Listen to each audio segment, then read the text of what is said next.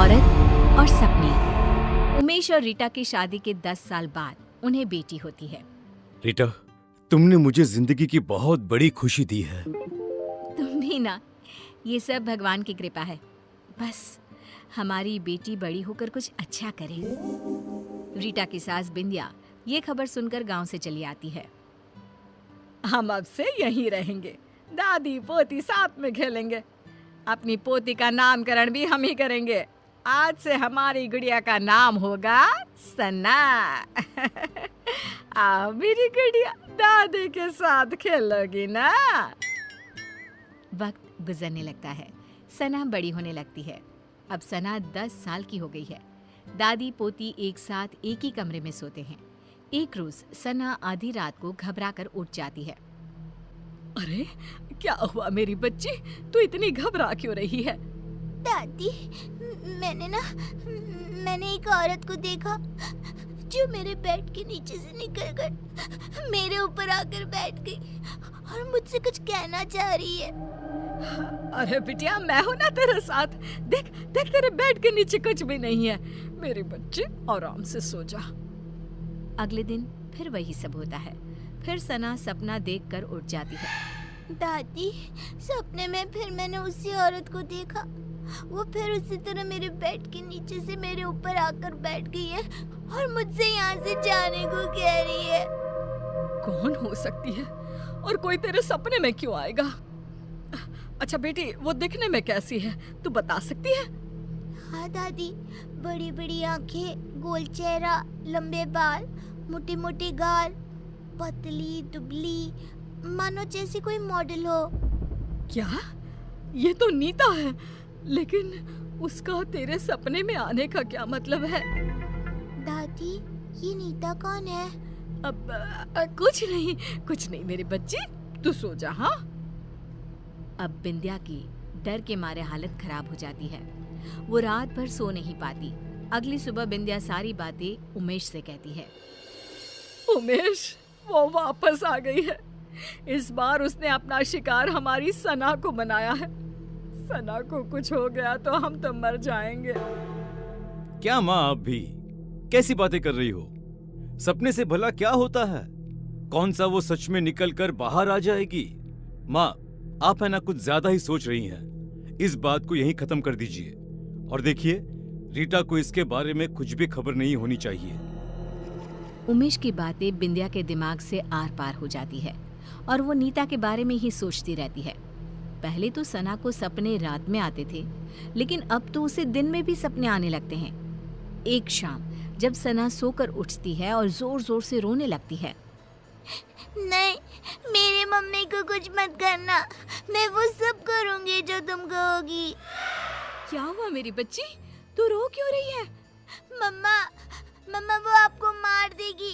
वो रोज रात को मेरे सपने में आती है, कभी मेरे बेड के नीचे तो कभी मेरी अलमीरा के पीछे छिपी रहती है। क्या बोल रही है बेटा? मुझे कुछ समझ में नहीं आ रहा। कौन आ जाती है और मुझे क्यों कुछ करेंगे? मम्मा, एक औरत मेरे सपने में आती है, मेरे बेड के नीचे से निकलकर मेरे ऊपर आकर बैठ जाती है और कहती है ये उसका घर है, वो आपको मार देगी क्योंकि आपने उसकी जगह छीन ली है इस घर में। बेटा, ऐसा कुछ नहीं है और सपने ना सच नहीं होते। आपकी मम्मा को कोई नहीं मार सकता। रिया सना को तो शांत कर देती है, लेकिन उसके दिमाग में ये सब चलने लगता है और वो अपनी सास को ये सब बताती है। ये सब मुझे पता है रीटा। तब तो आपको ये भी पता होगा कि वो औरत कौन है जो सना के सपने में रोज आती है, और आपने मुझसे ये सब क्यों छुपाया? हमें कुछ नहीं पता बहू। हमें तो लगा कि तुझे चिंता हो जाएगी, इसीलिए हमने तुझे नहीं बताया। सपनों का हकीकत का क्या मेल? नहीं मम्मी जी, इस सपने का कोई ना कोई मतलब जरूर है। अगली सुबह रीटा और बिंदिया किसी पंडित को अपने घर बुलाते हैं और सना को झाड़ा दिलवाती हैं और उसे सारी बात बताती है।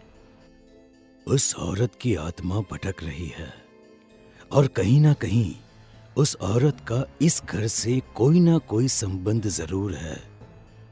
सना बिटिया को ही इसका तोड़ निकालना होगा और उससे पूछना होगा वो क्यों आई है और वो क्या चाहती है। रीटा सना को समझाती है कि उसे उस औरत से सब कुछ पूछना होगा। जब सब सो जाते हैं और सना को सपने दिखने शुरू हो जाते हैं, तब वो देखती है कि अलमीरा के पीछे से वही औरत झांक रही है और पंखे के ऊपर आकर बैठ गई है और वो सना को दिख रही है। सना उठकर बैठ जाती है। तभी वो औरत उसका गला दबाने लगती है और कहती है, बोला था ना, निकल जाओ इस घर से, ये घर मेरा है, नहीं गई तो दोनों माँ बेटी मरोगे मेरे हाथ से। कौन हो तुम? मुझसे और मेरी मम्मा से तुम्हारी क्या दुश्मनी है? इतने में ही सना डर से उठ जाती है और रोने लगती है। रीटा और बिंदिया उसके पास बैठी होती हैं। बेटा, तूने उससे पूछा या नहीं? इतने में ही उन लोगों को एक आवाज आती है, पूछा लेकिन जवाब सुने बिना उठ गई, इसीलिए मुझे यहीं आना पड़ा। जोरों की हवा चलने लगती है, कमरे का सारा सामान गिरने लगता है और एक औरत सबके सामने आकर खड़ी हो जाती है। तुम कौन हो? बिंदिया, तू नहीं जानती मैं कौन हूँ? तू बताएगी इन लोगों को या मैं बताऊं? ये नीता है, एक मॉडल।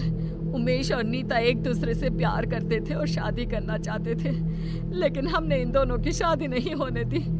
हमें नाचने वाली बहू नहीं चाहिए थी, इसीलिए हमने उमेश से भी झूठ कह दिया कि नीता उसे धोखा देकर किसी और के साथ भाग गई है और उमेश की शादी तुमसे करवा दी।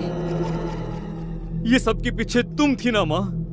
आपको पता था ना माँ कि मैं नीता के बिना नहीं रह सकता। ऐसा क्यों किया माँ तुमने? क्यों? मुझे लगा उमेश ने मुझे धोखा दिया है, इसलिए मैंने अपनी जान दे दी और अब उसकी बेटी के सपने में आकर रीटा और सना को इस घर से निकलवाना चाहती थी, ताकि उमेश को ये एहसास हो सके कि किसी अपने का दूर जाना कैसा होता है। तुम्हारी गुनहगार तो मैं हूँ नीता, तुम मुझे मार दो और अपना बदला पूरा कर लो।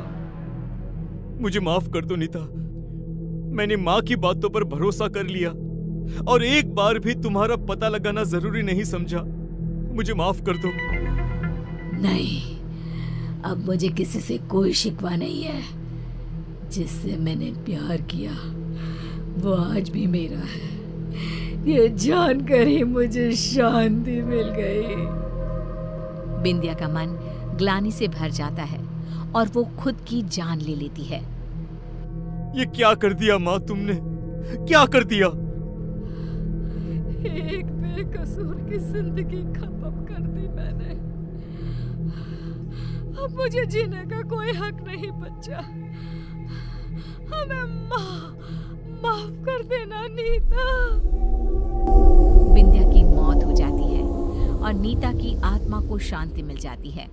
उमेश नीता को अपनी पहली पत्नी का दर्जा देकर उसकी तस्वीर अपने घर में लगवा देता है और सना और रीटा के साथ खुशी खुशी जीने लगता है।